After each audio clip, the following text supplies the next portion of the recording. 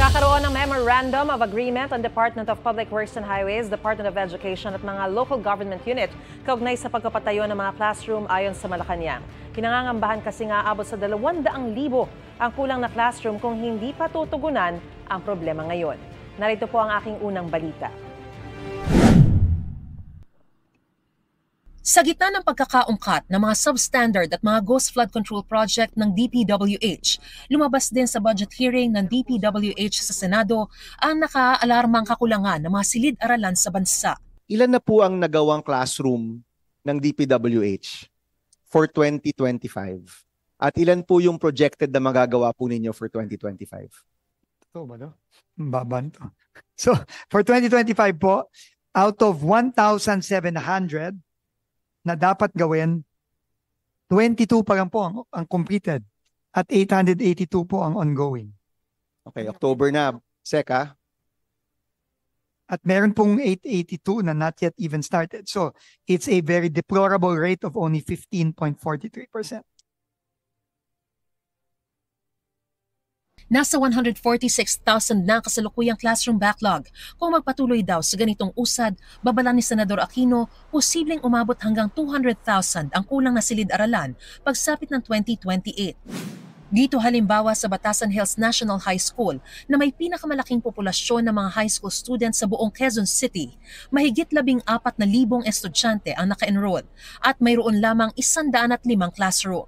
Kailangan pang magdalawang shift. Kulang po kami ng 45 classroom pa. Nagsimula raw ang matinding kakulangan sa silid pagbalik ng in-person classes noong 2022 matapos ang pandemya.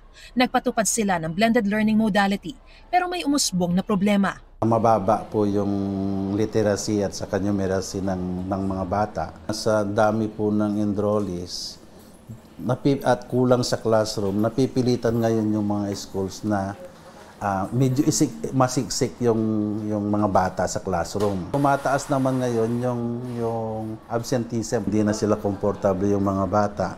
Sinisikap daw ng mga eskwelahan na palakasin ang internet at magtayo ng learning hubs kung saan mananatili ang mga guro habang naka-online class. Pero importante anilang matayo ang mga kulang na classroom. Ayon sa principal ng Batasan Hills National High School, 3 taon nang may pending request ang paaralan sa DPWH na ipinadaan sa DepEd para sa mga karagdagang classroom. Pwede raw sana magpatayo ng mga bagong classroom dito sa bahaging ito.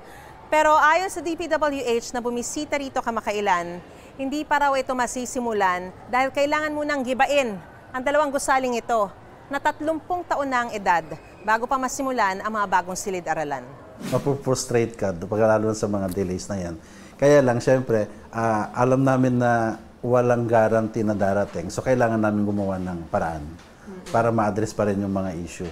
Plano ng DepEd. Gusto na namin baguhin yung sistema dahil since 2018, tanging DPWH lang ang nabigyan ng kapangyarihan gumawa ng DepEd classrooms. Ang gusto namin ngayon, pati isama na yung local government units. Palagi ko, mas bibilis yung proseso. Meron tayong pino-propose na public-private partnerships or PPPs.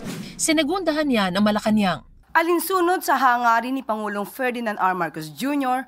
na mabigyan ng direct funding ang mga lokal na pamahalaan para sa pagpapatayo ng mga classrooms sa bansa, nakatakdang magkaroon ng Memorandum of Agreement ang DPWH, DepEd at local government units upang mapatupad ito.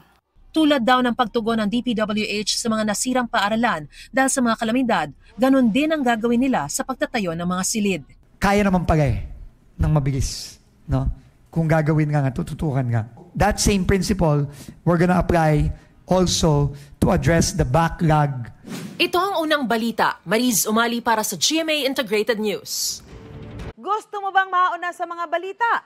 Mag-subscribe na sa GMA Integrated News sa YouTube at tumutok sa unang balita.